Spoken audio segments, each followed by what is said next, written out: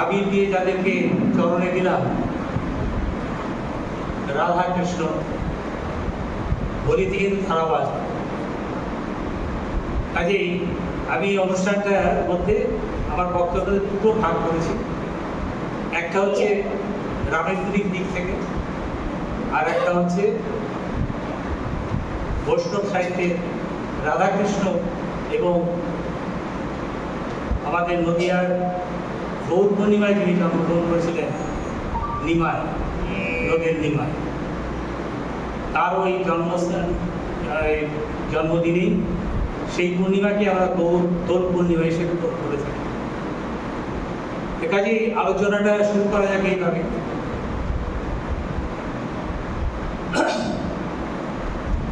কবির ভাষায় ফুল ফুটুক আর নাই ফুটুক আজ বসন্ত, কিন্তু আজ ফুল ফুটেছে আর জানান দিয়েছে বসন্ত ঋতু আমাদের মধ্যে হাজির। প্রকৃতি আজ দক্ষিণা দুয়ার খুলে দিয়েছে, আর সে দুয়ারে বইছে আগুনের হাওয়া। বসন্তের আগমনে কোকিল গাইছে গান, ভ্রমণ করছে খেলা, গাছে গাছে পলাশ আর শিমুলের মেলা। মৃদু মৃদু বাতাসের শীষে রুক্ষতা দূর করে মনকে উদাস করে দিচ্ছে বছর ধরে আবার আগুনের দেখা। ঋতু আর বসন্তের বর্ণনা কোনো রং তুলি আচরে শেষ হয় না।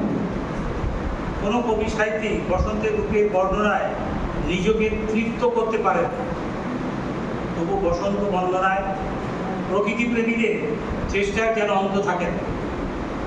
আগুনের আগুনে মন রাঙিয়ে বাঙালি তার দীপ্ত চেতনায় আহ্বান করে বসন্ত উৎসব। আজই দক্ষিণ দুয়ার।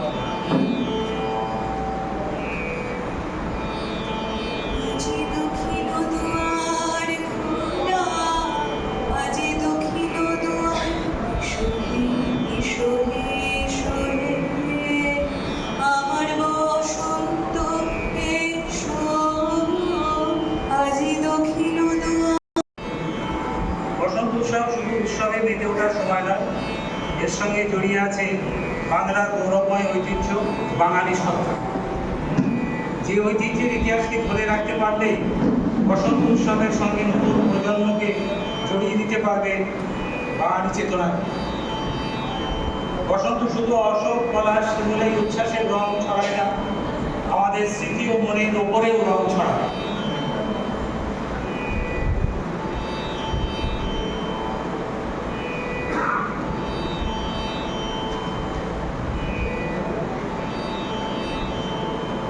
আগুনের হাত ধরে ঋতুরাজ বসন্তের আগমন। ঋতুরাজকে স্বাগত জানাতে প্রকৃতি আজ এত বর্ণিল সাজ। ঝরে পড়া কোনো পাতার মর্মধ্বনির দিন শেষ হয়ে আসে, কচি পাতায় আলোর নাচনের মতোই বাঙালির মনে গোলা থাকে। সেখানে কবি বলছেন, ওরে ভাই আগুন লেগেছে বলে।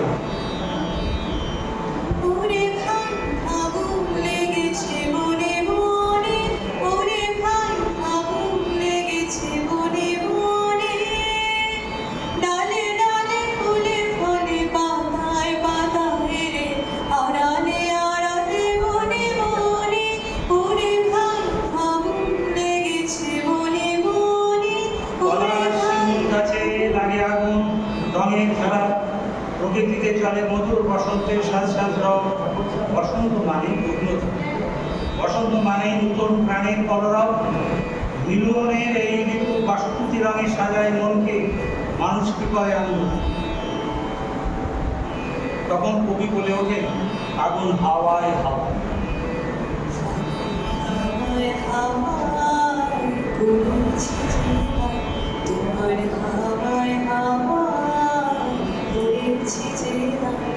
আমার আপন হারা প্রাণ, আমার বাঁধন ছেঁড়া প্রাণ, তোমার হাওয়ায় হাওয়ায় করেছি যে দান। হাওয়ায় হাওয়ায় করেছি যে দান। বসন্ত উৎসব ফাল্গুন মাসে পূর্ণিমায় উদযাপিত বাংলা ঋতুরাজ বসন্তকে স্বাগত জানাতে জানানোর এক বর্ণিল উৎসব। শীতের শুষ্কতা কাটিয়ে প্রকৃতিতে নতুন প্রাণের ছোঁয়া এবং রঙের উৎসব মিলিয়ে হিসাবে পালিত হয়। রবীন্দ্রনাথ ঠাকুর শান্তিনিকেতনে এই উৎসবের সূচনা করেছিলেন, যা এখন বাংলার সংস্কৃতি ও মিলনের অন্যতম প্রতীক। শান্তিনিকেতনে